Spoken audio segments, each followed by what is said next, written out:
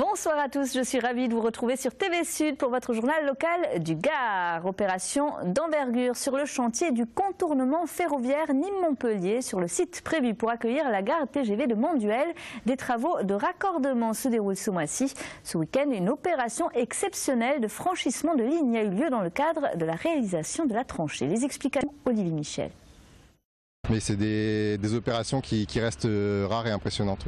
Il aura fallu 60 heures de travail ininterrompu, 180 personnes et beaucoup de vérins hydrauliques pour déplacer ce week-end un pont de 35 mètres de long et de 3000 tonnes sous une ligne TGV à Monduel. On a déposé les voies SNCF, on a terrassé, donc on a retiré tout le matériau, on a fait un trou pour y glisser l'ouvrage. On a les chariots qu'on voit derrière moi qui sont des chariots hydrauliques avec des vérins qui sont venus soulever l'ouvrage et puis rouler pour l'amener jusqu'à sa position définitive et le reposer dans sa position définitive. Et ensuite à nouveau reboucher, remblayer, reboucher le trou, reposer les voies pour remettre en circulation ce matin. But de l'opération, raccorder la ligne LGV à la ligne fret existante, le tout en réduisant au maximum l'impact sur le trafic voyageur. Donc pour faire ce raccordement, il fallait passer par-dessous les 4 voies SNCF qui existent. Et donc le passage, la mise en place de l'ouvrage de ce week-end, ça permet de mettre une première partie d'ouvrage sous laquelle on va pouvoir nous continuer à travailler sans perturber davantage les circulations SNCF. Preuve du succès de l'opération, lundi à 8 h, les TGV circulaient sur leur voie comme si de rien n'était. L'opération sera à renouveler du 19 au 21 septembre prochain avec la mise en place d'un dernier élément de 4000 tonnes sous 3 voies SNCF. Le contournement ferroviaire Nîmes-Montpellier qui doit entrer en service en 2017. Confirmation d'alternative réussie pour Marc Serrano. Le matador de taureaux nîmois l'a reçu dans les arènes de la Monumentale de Las Ventas des mains de Luis Miguel Encabo en présence de Rossellillo et en face à des taureaux de Moreno Silva. Reportage Christophe Ché. Dans la chambre numéro 202 d'un grand hôtel de Madrid, un costume de lumière neuf attend l'heure de l'habillage.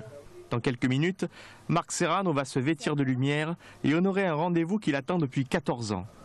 À 18 h 30, le torero nîmois franchit la porte des plus importantes arènes au monde, celle de la Monumentale de Las Ventas, afin d'y confirmer son alternative.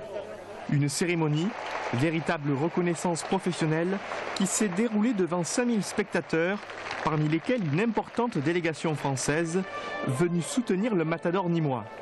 15 ans après la confirmation d'alternative de Stéphane Fernandez Meca dans ces mêmes arènes, Marc Serrano a reçu sa nouvelle muleta des mains du madrilène Luis Miguel Encabo en présence de Rossellillo. C'est des sensations qui sont extraordinaires, c'est-à-dire que c'est vrai que lorsqu'on commence à mettre le capote de Paseo, qu'on entend les clarines et ce moment de ce Paseo, c'est vrai que c'est lorsqu'on lève la tête et qu'on voit le président en haut, c'est des moments forts et un peu inexplicables. Une corrida à la saveur spéciale pour le torero nîmois qui a défié avec panache le taureau d'ouverture d'une course médiocre de Moreno Silva baptisée Sandiero. Une lutte de haut vol, ponctuée d'une estocade et qui a valu au matador français de saluer au tiers de la piste afin de répondre à l'ovation de l'exigeant public madrilène.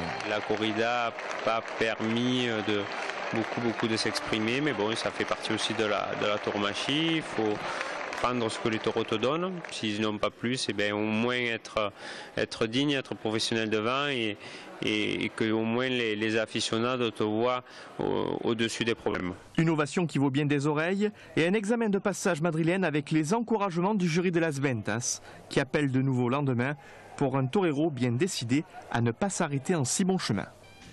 Et on termine avec un mot de football et Zizou qui sera aux arènes d'Arles lundi prochain. Le capitaine des champions du monde 1998 sera le maître de cérémonie d'un tournoi de football à 5 initié par la marque Adidas à l'occasion des 20 ans d'un de leurs modèles de chaussures.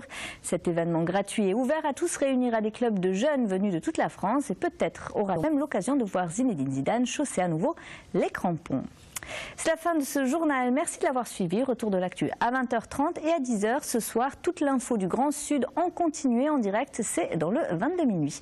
Quant à nous, on se retrouve dès demain 19 h 30 pour votre édition locale. Passez une très belle soirée sur TV Sud.